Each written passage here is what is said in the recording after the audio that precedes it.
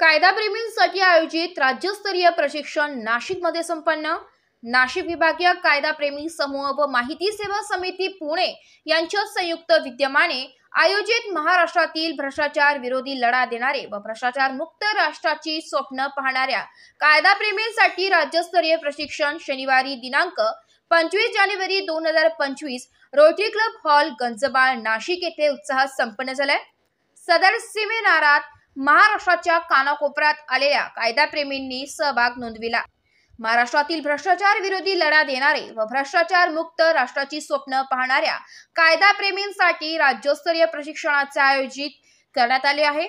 सदर संमेलनात या सेमिनारात मुंबई पुणे येथून आलेल्या तज्ञ अधिवक्ते व्याख्यात्यांनी उपस्थित कायदाप्रेमींना उत्तम मार्गदर्शन करून प्रत्यक्ष संवाद साधला। त्यात श्री संजय कुराडे मुंबई माहिती अधिकार कायदा तर श्री KVJ राव मुंबई भ्रष्ट लोकसेवकांवर फौजदारी कारवाई करण्याबाबत मार्गदर्शन केले। माहिती अधिकार कायद्यावर येणाऱ्या अडचणी कशा सोडवाव्यात तसेच माहिती अधिकार कायद्यातील महत्त्वाच्या तरतुदीबाबत जे आजपर्यंत कोणीही केलेले नाही असे अनमोल मार्गदर्शन व माहिती अधिकारात प्राप्त केलेल्या पुराव्यावरून भ्रष्ट लोकसेवकाविरुद्ध फौजदारी गुन्हे कसे दाखल करावे, शासकीय अधिकाऱ्यांचे जबाबदारी व उत्तरदायित्व कसे निश्चित करावे याबाबत योग्य मार्गदर्शनाचा लाभ यावेळी आलेल्या कार्यकर्त्यांनी घेतला।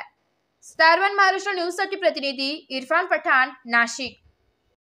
माहिती अधिकार जे आहे एक चांगला न्याय देणारा कानून आहे, पण त्याचा गैरउपयोग होतोय आणि पब्लिक सर्वंट जे आहे ते उत्तरं देत नाहीत, लोकांना त्रास देत आहेत। तर त्याबद्दल आपल्याला पब्लिक सर्वंटवर काहीतरी कारवाई करावाच लागणार।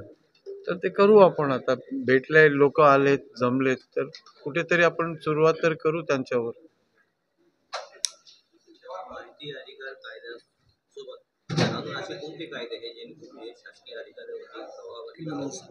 नाही, तुम्ही माहिती अधिकार आहे, एव्हिडन्स ऍक्ट आहे, तुम्ही फौजदारी गुन्हा पण दाखल करू शकता। कारण काय असतं, प्रत्येक केसवर अवलंबून असतो। ते केस बघून मग आपल्याला सांगता येणार की तुम्ही याला फौजदारी गुन्ह्यामध्ये घ्या, याला RTI मध्ये घ्या, याला या ॲक्टमध्ये घ्या, ते आपल्याला सांगता येणार। पण असं डायरेक्टली सांगायचं भरपूर राईट टू सर्व्हिसेस ॲक्ट आहे।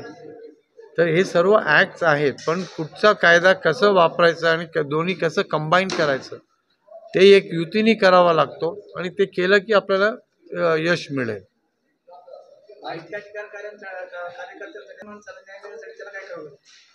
नाही, आंदोलनच करावं लागणार आहे। आता परिस्थिती आलाय, पब्लिक सर्वंट माणसाचं ऐकत नाही आहे, पब्लिक सर्वंट पब्लिकचंच ऐकत नाही, ते मिनिस्टरचे गुलाम आहेत, ते त्यांचं ऐकतात आणि लोकांना त्रास देतात। ज्या माणूस स्वतः पाऊल उचलत नाही मग त्याने उचलायला पाहिजे ना। मग आपण त्यांच्या बरोबर उभं राहून त्यांना सहकार्य करू। एक्झॅक्टली, म्हणून तुम्ही इमिडिएटली जेव्हा ते खंडणीचा गुन्हा तुमच्यावर दाखल करतात, तुम्ही इमिडिएटली त्याच्यावर फॉल्स केस टाका ना। तर त्यांनी रजिस्टर नाही केली तरी आपण कोर्टात जाऊ शकतो आणि ज्यापर्यंत हे खंडणीचं आलं ते मॅजिस्ट्रेटला कळेल की तुम्हाला काय त्यामध्ये फसवलं जातंय, तर तुम्हाला एक काउंटर केस करता येईल। तर ते तुम्ही करायलाच पाहिजे।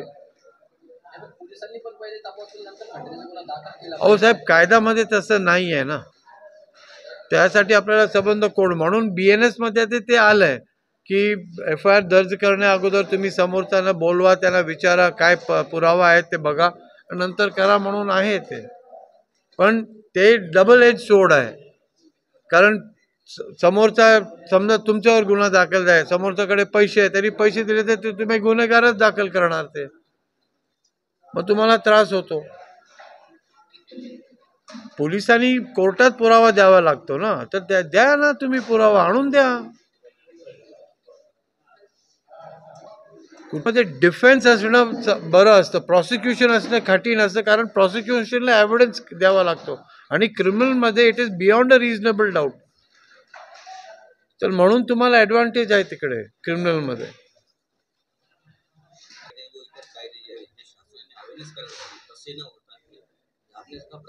अहो साहेब, त्यांनी तुम्हाला अवेअर केलं तर मग त्यांचा पॉवर कुठे जाईल?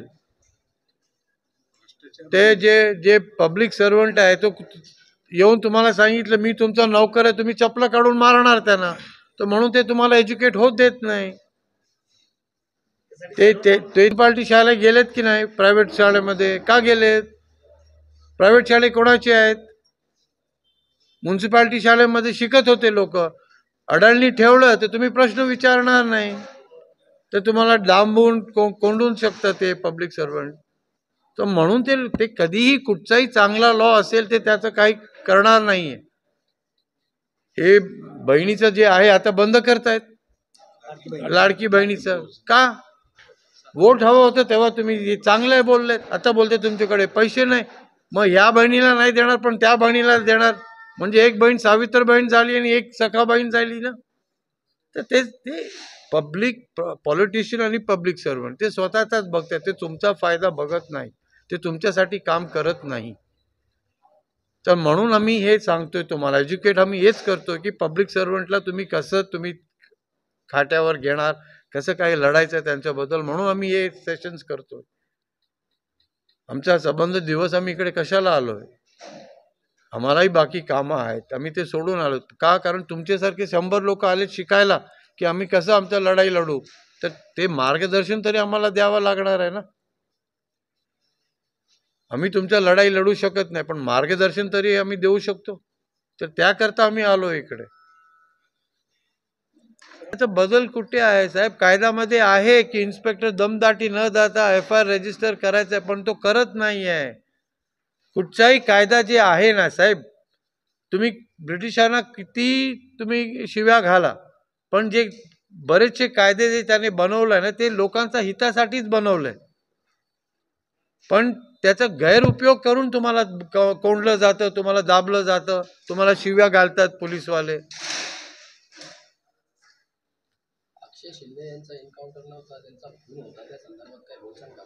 बघा साहेब, मी पॉलिटिक्समध्ये जात नाही. करेक्ट नाही, एक मिनिट ऐका जरा, एक मिनिट. सर्वांना माहिती आहे की हे मर्डर आहे की काय आहे, ते सर्वांना माहिती आहे. का केलं गेलंय ते माहिती आहे. आणि या लोकांना एवढं दिवस लागले की कळायला की नाही तो त्याचा हे नाही त्याचा ते नाही. साहेब, सर्वांचा हात आहे, मिली बघत आहे. आणि पॉलिटिक्स एक असं थिंग आहे, आपण सर्वांनी त्याच्यापासून लांब राहायला पाहिजे, फक्त पॉलिटिशियनला धरायला पाहिजे.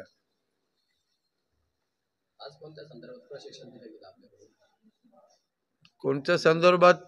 तुम्ही नाशिकचे लोकांनी आम्हाला बोलवलंय, आम्हाला आमंत्रण दिलंय, आम्ही बोललोय, आम्ही आमचा वेळ काढून येऊन तुम्हाला संभाषण केलं, तुम्हाला समजवलं की कसं तुम्ही काय करायचंय ते.